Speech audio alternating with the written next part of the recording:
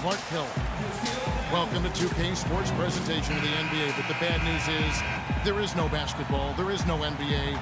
The game has been canceled. Ha ha! Happy April Fool's Day, baby! This is the NBA, and we've got a great one in store. You can feel the energy inside Energy Solutions Arena. Jazz looking to please their fans in this Western Conference matchup. Now let's take a look at Denver's opening lineup. Down low, it's Fareed and JaVale McGee. Austin at point with a Flalo, they're the back, and it's Chandler in at the 3-side. On offense, here are the Jazz. They're coming off that win against Minnesota. And guys, they could have won that game on the strength of their offense alone. It was that good. And to do it on the road, too. I mean, with the way they just kept coming at them and coming at them, they kept that crowd out of the game the entire time. That's good work. Here's Burke.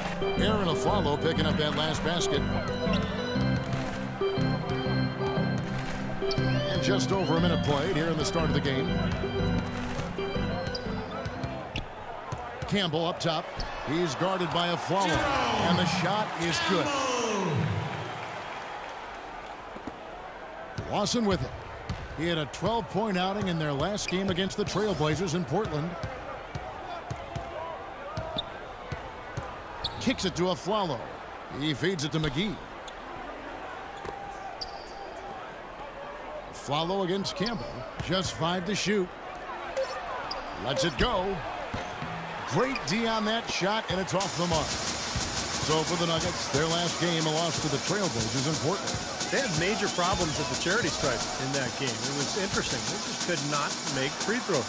Yeah, and that's frustrating to watch, especially on the road where your opportunities at the line tend to be a little more sparse than when you're at home. Boy, you've got to cash in on them. Well, now we go to Doris Burke, who spoke with Randy Whitman. Doris?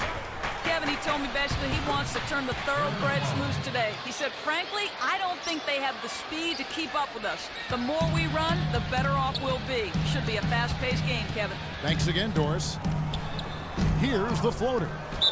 And a foul called on the shot. Got him on the way up that time, so he'll shoot 2 right here. Pretty bad defense letting the offense get right to the rim, but a smart play to foul once he was there. But you know, it's Jazz have gone 3 of 5 shooting the ball so far. There's the pass to Campbell. Feeds to Burke.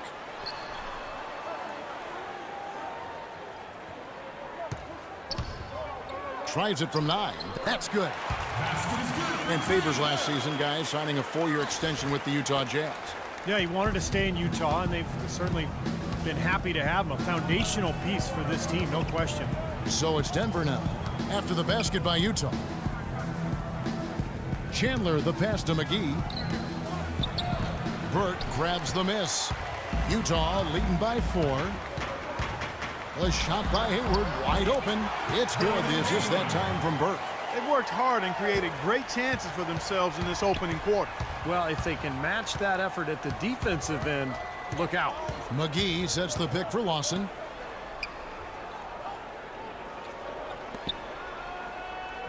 Back to Aflalo. Fires from the wing. Rebound, Utah. Cantor's got 3 rebounds so far in the game. Here's Hayward. And there's another one for the Jazz. They've had the hotter hand in the first half so far, no question. Yeah, it's because of all the high percentage shots they've been working for and getting. And Lawson with the drive. And it's Chandler top of the key. Aflalo outside. And good on the basket. Book it. Aflalo's got 6. Got on offense, a lot of good ones. Campbell in at shooting guard. Rudy Gobert is out there with Trevor Booker. Then there's Tony Snell, and it's Exum in at the point. That's the 5 on the floor for the Jazz. The shot by Hickson, no good. And you know why he was open there. They didn't commit too much defense to him, and you can see why. He has trouble making that shot. Well, Denver in the post-Melo years has been a collection of good players, but you always have to wonder if they'll have a low ceiling because this team does not have a so-called superstar. Robinson kicks to Mozgov. Pass to Gallinari. Mozgov dishes to Robinson. Passes to Gallinari. Clock at 6. No good on his first attempt of the game. What was the defense doing there? I mean, he is not the guy to give an open look to, and yet they got away with it. Campbell kicks to Exum. The feed to Snell. Nice ball movement by Utah. Here's Campbell. And Utah again with the bucket. He's been one of their more reliable options today, guys. I mean, his shooting has led them to this lead. Gobert. And as Canner comes in for Trevor Booker. Gordon Hayward's checked in for Tony Snell. And it's Burke in for Exum. Now Campbell. He had 34 points in the win against the Timberwolves in Minneapolis. Hayward against Chandler. There's the three. The shot is off, and it's Denver the other way. Well, Clark, you talk about Hickson. He started at center for the Blazers 2 seasons ago. You know, he's 6'9", a little undersized for that position, but he's physical enough to throw his weight around with anybody.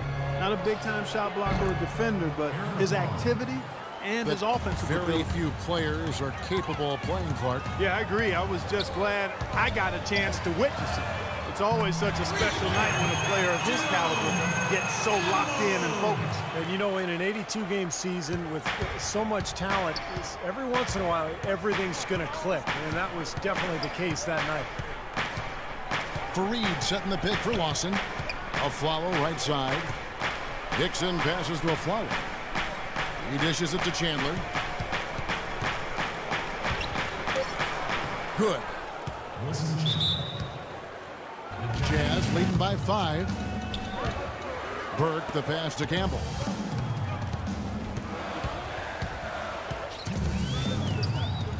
Dishes it to Burke. Here's the 3. Kenneth Fareed pulls it in. Rebounds are split just about down the middle in this game, Clark. I'd venture to guess whichever team is able to maintain that energy level on the glass will have the upper hand the rest of the way. Lawson kicks to Aflalo. Back to Lawson. 6 on the shot clock.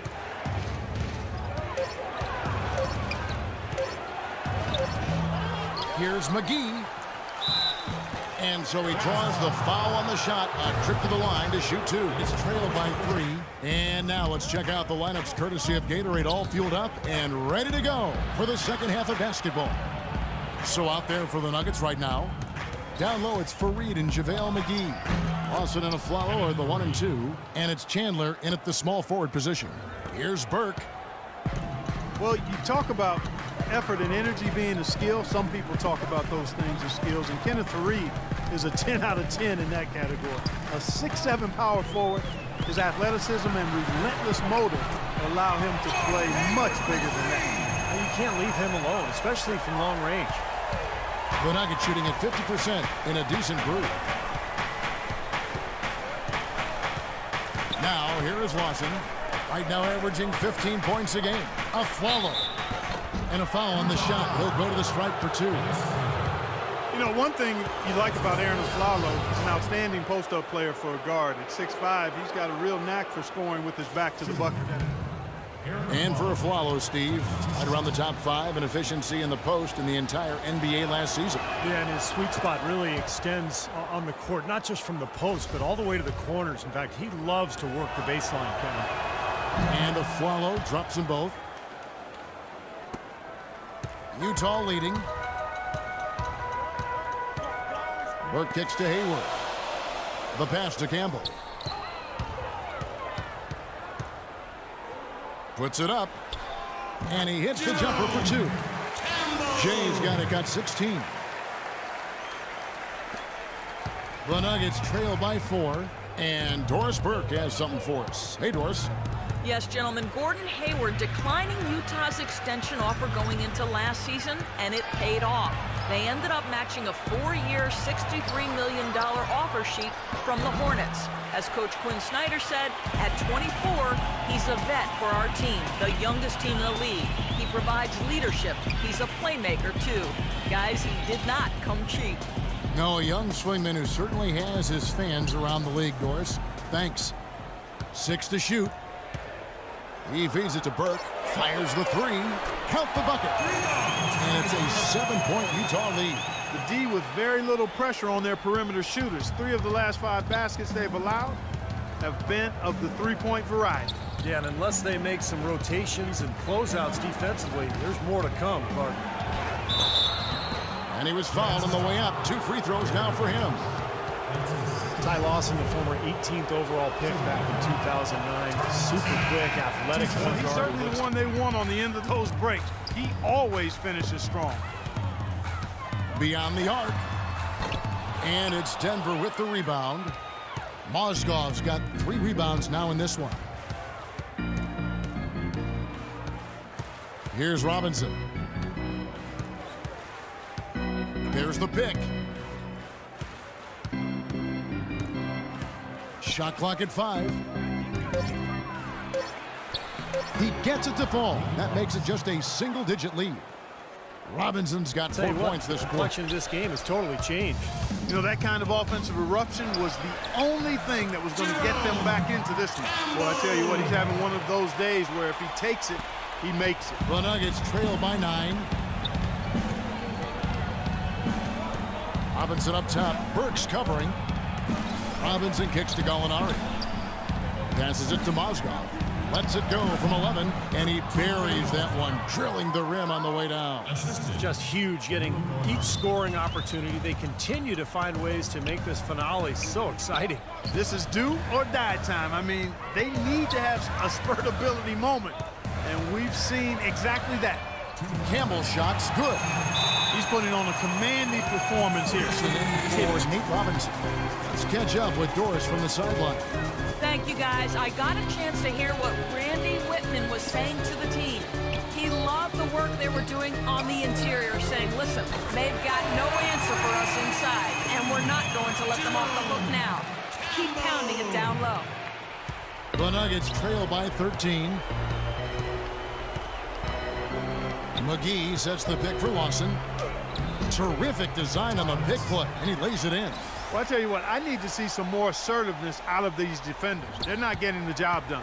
Yeah, that's 10 of the last 12 points they've allowed on good looks right at the rim. Here's Burke. Pass to Campbell. Good D by Lawson. Not too much congestion in the lane. I think he could have gotten a better shot that time, no question. Aflalo outside. And Fareed has it in the corner. And Lawson, here we go. Clock at 4. A 15-footer. And with that, the Jazz lead is cut down now to just 9 in the basket from Chandler. And it's going to be out of bounds. The Jazz will retain possession. Boy, that pass was in the air a long time. Long enough for him to get a finger on it anyway and send it out of bounds. For Utah, they've gone 6 of 9 on their field goal attempts since the start of the fourth quarter. Burke dishes to Hayward. Here's Campbell. And Utah again with the bucket. They certainly haven't let these fans down tonight. It's been a fun night to be in the building. It has been. I mean, the atmosphere has been great, and no doubt that helped with the winning effort. On the wing of Flalo, Campbell defending. They get it back.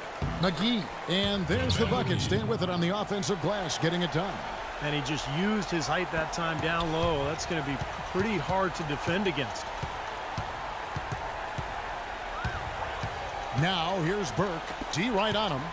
6-second difference between shot and game clock. Hayward passes to Campbell for 3. And the Jazz, another 3. Just look at how quickly their lead has grown over the course of the last few possessions. Boy, they've really saved their best for last, haven't they? On the wing of Flalo, shoots. Flalo with another miss. Awesome defense. I mean, he'll hit those unless you're right in his grill. And so it's Utah easily grabbing the win. And this one was such a lopsided victory. They never let up. They were full throttle from the start. Thanks for tuning in to the NBA on 2K Sports. For Clark Kellogg, Steve Kerr, and Doris Burke, this is Kevin Harlan. We'll see you next time. And now, our Jordan Player of the Game. Yeah! Watch me wreck it from the jump street, meaning from the get-go. Sit back, relax, and let yourself go. Don't sweat what you heard, but act like you know. Yes, yes, y'all. Yes, y'all.